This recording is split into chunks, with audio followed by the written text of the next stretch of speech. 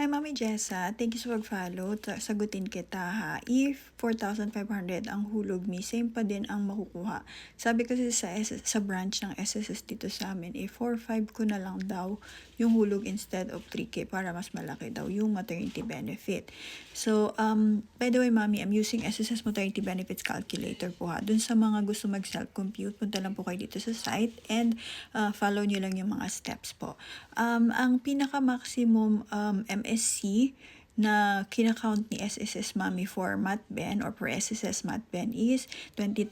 Equivalent po yan sa 3,000 contribution, and ang kinakount po ni SSS for MatBen is yung top 6 highest contribution mo under qualifying period. So for example, kung may 6 ka na matataas na hulog, let's say for example 4,500, 3,000 lang po yung i-count dyan ni SSS. Yung sobra mo na 1,500, mapupunta po siya sa pension fund mo. So kung mayroon kang let's say 6 na tig 4-5, yung 6 na yun, Mami, 3,000 per month lang yung i-count ni SSS doon, and then yung sobra po mapupunta siya sa mandatory pension fund.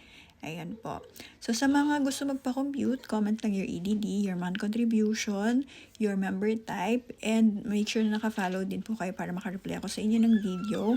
And para sa mga mommies na need ng extra fund po, I have a referral link dito. Ayan, click nyo lang yan. Mapupunta kayo kay Union Bank Credit Card. So, wala po tayong commitment dito, mga mommies. Pwede po kayong mag-fill up.